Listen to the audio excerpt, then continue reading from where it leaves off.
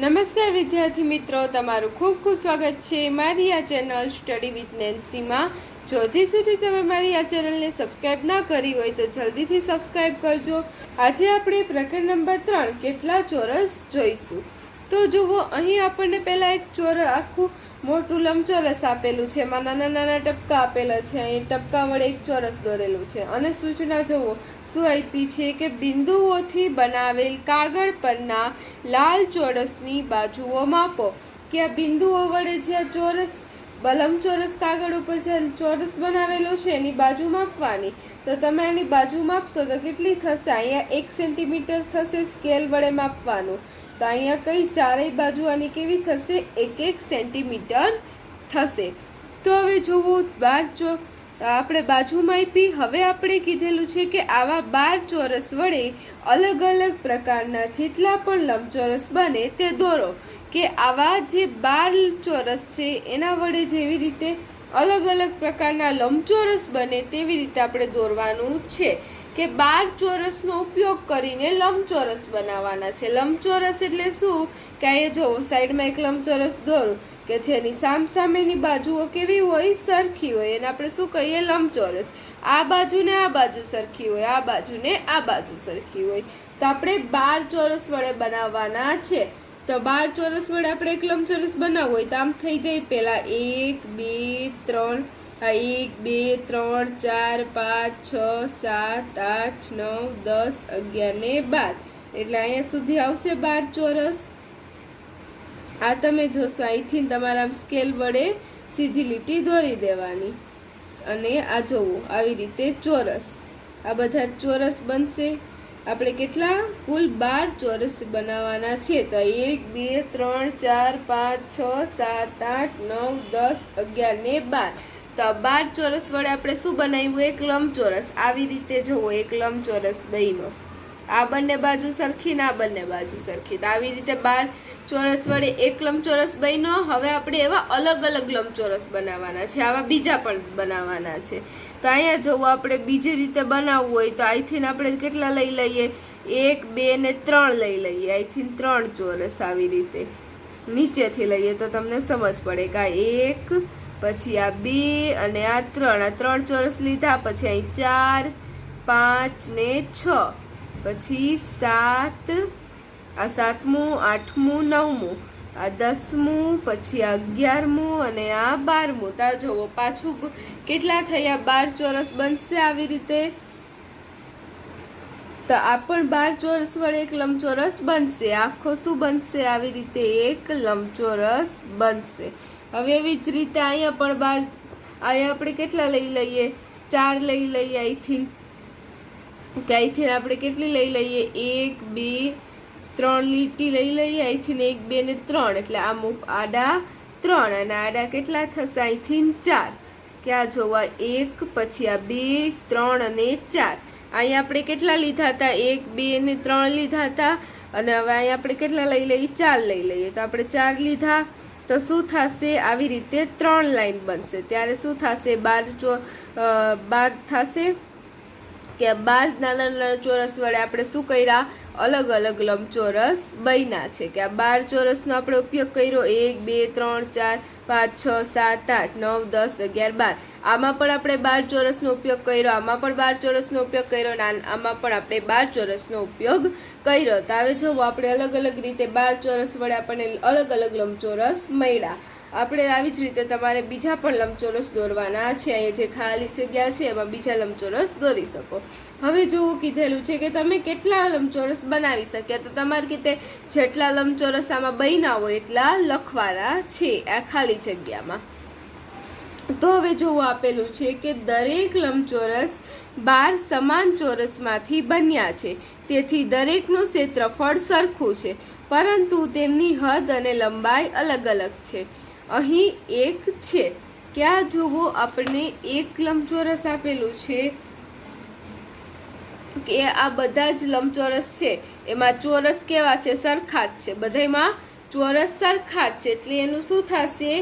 છે ક્ષેત્રફળ છે. અહીંયા જોવો આપેલું છે ક્ષેત્રફળ. એ કેવું થશે? સરખું થશે. ક્ષેત્રફળ એટલે શું? કે આ જે આ ચોરસ છે એનો આપણે આ ભાગ કહીએ તો આ એને શું કહેવાય? ક્ષેત્રફળ કહેવાય. કોઈ પણ આપણે આકૃતિ દોરી લીધી, અહીંયા એક ચોરસ દોર લઈએ તો આ એનું શું કહેવાય? ક્ષેત્રફળ કહેવાય. આ જે અંદરનો ભાગ હોય એ ક્ષેત્રફળ કહેવાય. અને એની ક્ષેત્રફળ કીધું તો ક્ષેત્રફળ કેવું હોય છે? સરખું હોય છે, પરંતુ હદની લંબાઈ અલગ અલગ હોય છે. હદ એટલે અહીંયા આપણને પાછું એ પણ આપેલું છે કે હદની લંબાઈને પરિમિતિ કહે છે. કે આની જે હદ છે, કિનારી છે, બાજુ છે, આ જે બધી જ બાજુઓ છે એને આપણે શું કહીએ? બધી જ બાજુ આવે આખી હદને આપણે શું કહીશું? પરિમિતિ.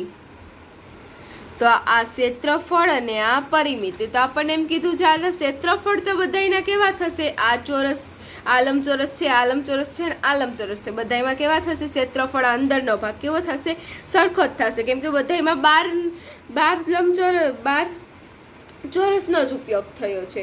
અને પણ જ્યારે આ જે 12ની હદ છે, કિનારી છે, એનું જે પરિમિતિ છે તે બધામાં કેવી થશે? અલગ અલગ થશે. સમજાણું? આ જે પરિમિતિ છે એ અલગ અલગ થશે. કેમ કે અહીંયા તમે જોશો લાંબો આકાર બન્યો, જેથી આની પરિમિતિ ઓછી વધારે થશે. અને આમાં જોવો નાનકડો, અહીંયા જોવો બાજુની લંબાઈ નાની થઈ એટલે પરિમિતિ ઓછી થશે. પણ જે ક્ષેત્રફળ છે, અંદરના ભાગ છે, એનું એ કેવું રહેશે? બધાયમાં સરખું જ રહેશે. કેમ કે બધાય 12 ચોરસથી જ બન્યા છે. ચોરસ બધા જ સરખા છે. તો હવે જોવો ક્યાં લંબચોરસની પરિમિતિ સૌથી વધારે છે? તો મેં ઉપર કીધું એવી રીતે કે ઓલું જે આપણે 12 બોક્સથી લાંબુ લંબચોરસ બન્યું હતું એની પરિમિતિ કેટલી થશે? સૌથી વધારે થશે. ક્યાં લંબચોરસની સૌથી ઓછી પરિમિતિ છે? સૌથી ઓછી પરિમિતિ વાળું કયું આવશે? આ આવશે. તમે બીજું દોરો તો એમાં જે સૌથી ઓછી પરિમિતિ વાળું હોય તમારે તે લખવાનું.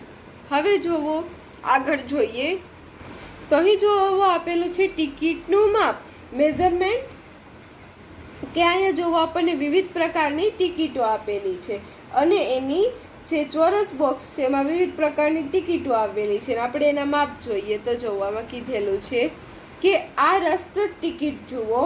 ટિકિટ દીઠ 12 ચોરસને ઢાંકે છે. દરેક ચોરસ 1 સેમી લંબાઈનો છે. તેથી ટપાલ ટિકિટ ડી નું ક્ષેત્રફળ 12 ચોરસ સેમી છે. કે આ છે ટિકિટ ડી છે. આ ટિકિટ એક ડી, આ બધી ટિકિટો છે એને નામ આપી દીધું છે A, B, C, D, E અને F. તેમાં છે ટિકિટ ડી છે એ ટિકિટ ડી 12 ચોરસને ઢાંકે છે. કે આ ટિકિટ ડી કેટલા ચોરસ ઉપર આવેલી છે? 1, 2, 3, 4, 5, 6, 7, 8, 9, 10, 11 ને 12 ચોરસને ઢાંકે છે. તો કેવી એની ક્ષેત્રફળ કેટલું થશે? 12 ચોરસ સેમી થશે. એનું ક્ષેત્રફળ કેટલું થાય? 12 ચોરસ સેમી થાય. કેમ? કેમ કે તે 12 ચોરસને ઢાંકે છે. અહીંથી તમે આમ પણ ગણતરી કરી શકો કે 1, 2, 3 ને 4, અહીંયા કેટલા થયા? 4 ચોરસ. અહીંથી પછી હવે ઊભું ગણવાનું. તો ઊભું ગણશું તો 1, 2 ને 3. તો અહીંયા જે છેલ્લો આંકડો આવ્યો ને અહીંયા છેલ્લો આંકડો આવ્યો 4, 13 ને 12. તો કેટલું થયું? ક્ષેત્રફળ 12 થયું. હવે જોવો તો આપણને રસપ્રદ ટિકિટ જુઓ. ટિકિટ જોવાની છે અને પ્રશ્નના જવાબ દેવાના છે. તો જોવો શું આપેલું છે? ટિકિટ એ દ્વારા 1 સેમી બાજુવાળા કેટલા ચોરસ ઠકાય છે? કે આ જે ટિકિટ એ છે એના દ્વારા કેટલા ચોરસ ઠકાય છે? તો અહીંયા જોવો આપણે નામ આપી લખી દઈએ 1, 2, 3, 4, 5 ને 6. અને અહીંથી આ 1, 2 અને 3. તો 6 તેરી કેટલા થશે? 18. એટલે કેટલા ચોરસ ઠકાશે? અહીંયા પૂછેલું છે કે 1 સેમી બાજુવાળા કેટલા ચોરસ ઠકાય છે? તો 18. અહીંયા જોવો ઉપર બધા જ ચોરસનો સંખ્યા લખવાની ને અહીંયા લખવાની. અહીંયા 1, 2, 3 ને અહીંયા 6. તમે સીધું પણ ગણી શકો કે 1, 2, 3, 4, 5, 6, પછી 7, 8, 9, 10, 11, 12, 13, 14, 15, 16, 17 ને 18. તો પણ 18 ચોરસ તમારે થઈ જશે. અને ટિકિટ બી દ્વારા કેટલા? હવે એવી જ રીતે ટિકિટ બી કેટલા ચોરસ ઠાકે છે? તો અહીંથી તમે જોશો 1 અને 2. એવી જ રીતે ઊભું ગણી લઈએ 1, 2, 3, 4. 4 ગુણ્યા 2, 4 દૂને કેટલા થાય? 8. એટલે શું થશે? ટિકિટ બી દ્વારા કેટલા ચોરસ ઠકાશે? 8 ચોરસ ઠકાશે. હવે જોવો બીજો પ્રશ્ન આપેલો છે. કઈ ટિકિટનું ક્ષેત્રફળ સૌથી વધુ છે? આ ટિકિટ 1 સેમી બાજુવાળા કેટલા ચોરસ ઠાકે છે? તો હવે આપણને કીધેલું છે કે એમાંથી સૌથી વધારે ક્ષેત્રફળ કોનું છે? તો સૌથી વધારે ક્ષેત્રફળ આગળ આપણે ઉપર શોધ્યું કે જેટલા ચોરસ ઠાકેલા હોય એને આપણે શું કહીએ? ક્ષેત્રફળ કહીએ. તો આમાં જેમાં સૌથી વધારે ચોરસ ઠાકેલા હશે એનું ક્ષેત્રફળ કેટલું થશે? સૌથી વધારે થશે. તો બધામાં આપણે લખી દઈએ, પહેલાં બધાના જ ક્ષેત્રફળ આપણે ગોતી લઈએ. તો પહેલાંનું તો આપણે ગોઈતું હતું, એનું તો 6 તેરીને 18. હવે ડીનું પણ આપણે ગોઈતું હતું 4 તેરીને 12. આ બીનું પણ આપણે આગળ ગોઈતું કેટલું થશે? 8. હવે સીનું તમે જોશો તો 1, 2 અને 3, અને અહીંયા 1 અને 2, 1, 2, 3 અને 1, 2, તો કેટલા થશે? 3 દૂને 6. જો તમને આમ ગુણાકારથી ના આવડે તો આમ પણ કરી શકો, 1, 2, 3, 4, 5, 6 ચોરસ ઠકાય એટલે કેટલું થશે? ક્ષેત્રફળ 6. એવી જ રીતે ઈ, તો ઈ દ્વારા 1, 2, 3, 4 ચોરસ ઠકાય તો ક્ષેત્રફળ ઈ 4. અને એફ કેટલા થશે? 1, 2, 3, 4, 5, 6, 7, 8, 9, 10, 11 ને 12. એફ કેટલા ઢાકે છે? 12 ને. તો આમાં સૌથી વધારે કોણ ઢાકે છે? એ. કેટલા ને? 18 ને. તો પૂછેલું છે આ ટિકિટ 1 સેમી બાજુવાળા કેટલા ચોરસ ઠાકે છે? સૌથી વધારે ક્ષેત્રફળ હોય એ કેટલા ચોરસ ઠાકે છે? 18. સૌથી મોટી ટિકિટનું ક્ષેત્રફળ કેટલું છે? તે 18 ચોરસ ઠાકે તો એનું ક્ષેત્રફળ કેટલું થશે? 18 ચોરસ સેમી. હવે જોવો સી આપેલું છે, કઈ બે ટિકિટનું ક્ષેત્રફળ સરખું છે? તો આમાં પૂછેલું છે કે કઈ બે ટિકિટનું ક્ષેત્રફળ સરખું છે. તો એ તમે જોશો કે ટિકિટ ડીનું 12 છે અને ટિકિટ એફનું પણ 12 છે. બંનેનું કેવું છે? સરખું છે. એટલે અહીં આપણે લખશું ટિકિટ ડી અને એફ. દરેક ટિકિટનું ક્ષેત્રફળ કેટલું છે? તો આપણે જોવો કેટલું થશે ક્ષેત્રફળ? 12 ચોરસ ઠાકે છે એટલે ક્ષેત્રફળ પર કેટલું થશે? 12 ચોરસ સેમી. હવે ડી આપેલું છે સૌથી નાની ટિકિટનું ક્ષેત્રફળ ખાલી જગ્યા ચોરસ સેમી છે. એટલે જેને સૌથી ઓછા ચોરસ ઠાક્યા એની શું થશે? ક્ષેત્રફળ સૌથી ઓછું. તો સૌથી ઓછા ચોરસ કોને ઠાક્યા? ટિકિટ ઈ એ. કેટલા? ખાલી 4 જ ચોરસ ઠાક્યા. તો આપણે એનું લખીએ, ક્ષેત્રફળ કેટલું થશે? 4 ચોરસ સેમી. સૌથી નાની ટિકિટ અને સૌથી મોટી ટિકિટના ક્ષેત્રફળ વચ્ચેનો તફાવત ખાલી જગ્યા ચોરસ સેમી છે. તો તફાવત એટલે શું? બાદબાકી. કે જે સૌથી મોટી ટિકિટ છે અને સૌથી નાની ટિકિટ છે, બંને વચ્ચે કેટલું અંતર આવેલું છે, બંને વચ્ચે કેટલો તફાવત છે. તો જોવો, સૌથી વધારે મોટી ટિકિટ છે એનું કેટલું છે? ક્ષેત્રફળ 18 છે. અને સૌથી નાની ટિકિટ છે એનું ક્ષેત્રફળ કેટલું છે? 4 છે. અહીં ઉપર જોયું આપણે, સૌથી વધારે એનું છે ને એનું 18 છે ક્ષેત્રફળ, અને જે ઈનું છે એનું 4 છે. સૌથી નાની ઈનું ક્ષેત્રફળ 4 છે. તો 18 ઓછા 4 કરીએ કેટલા આવે? 14. એટલે સૌથી નાની ટિકિટનું અને સૌથી મોટી ટિકિટના ક્ષેત્રફળનો તફાવત કેટલો થશે? 14 સેમી થશે. હવે જૂની ટપાલ ટિકિટોનો સંગ્રહ કરો, તેને ચોરસ ખાના પર ગોઠવો અને તેના ક્ષેત્રફળ અને પરિમિતિ મેળવો. કે તમારે જે ઘરમાં કોઈ ટિકિટ પડી હોય તો તેનો સંગ્રહ કરવાનો અને પછી એના જે ક્ષેત્રફળ અને પરિમિતિ છે તેને ચોરસ ખાના બનાવીને તેનું માપ શોધવાનું. તો હવે આગળ જોઈએ. તો હવે જુઓ, આપેલું છે અનુમાન કરો, કોનું ક્ષેત્રફળ વધારે છે? તમારા પગની છાપનું કે આ પુસ્તકના પાનાનું? કે આ જે ચોપડી છે એમાં એ ચોપડીનું ક્ષેત્રફળ વધારે થશે કે તમારા પગનું? તો કોનું વધારે થાય? ચોપડીનું ક્ષેત્રફળ પુસ્તકના પાનાનું ક્ષેત્રફળ વધારે થશે. અહીં તમારે લખવાનું પુસ્તકના પાનાનું, કેમ કે પુસ્તકનું પાનું છે એ કેટલું હોય? તમારા પગ કરતાં મોટું હોય.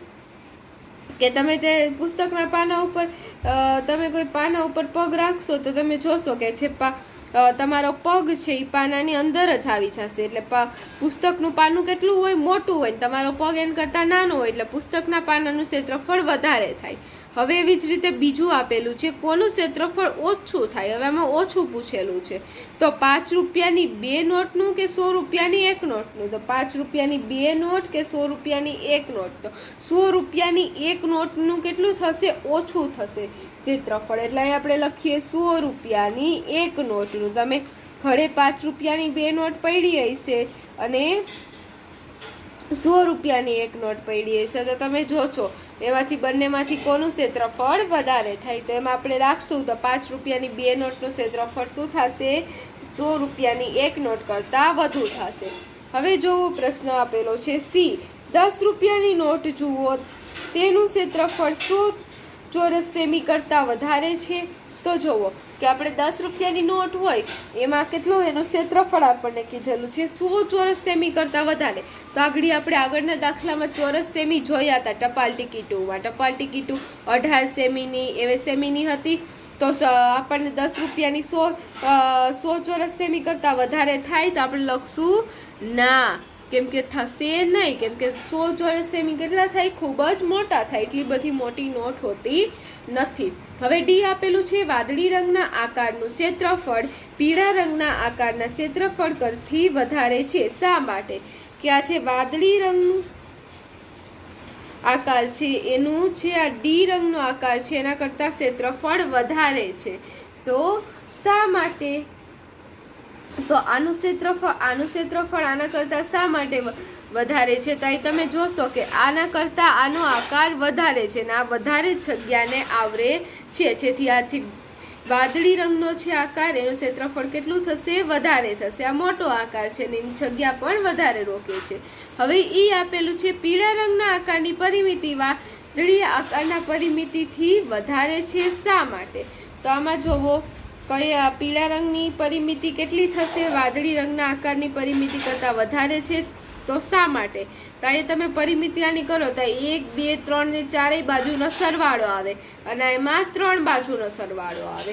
તો આમાં જે બાજુઓ મોટી છે જેથી એને શું થાય? પરિમિતિ વધારે થાય. તો હવે જુઓ આપણા બધાના જવાબ આવ્યા અને અહીં આપણો છે પ્રકરણ નંબર 3 હતું એમાં આપણે આ ભાગ 1માં આટલું જ જોઈશું. હવે આગળનું જે છે મારો હાથ કેટલો લાંબો ત્યાંથી આપણે ભાગ 2માં જોઈશું. જો હજી સુધી તમે મારી આ ચેનલને સબસ્ક્રાઈબ ના કરી હોય તો જલ્દીથી સબસ્ક્રાઈબ કરજો જેથી તમને મારા બધા જ વિડીયો સૌની પહેલાં મળી રહે અને આ ભાગ 2 મૂકું તો પણ તમને તેનો વિડીયો સૌની પહેલાં મળી રહે. અને જો તમને વિડીયો પસંદ આવ્યો હોય તો લાઈક શેર સબસ્ક્રાઈબ કરજો. Thanks for watching.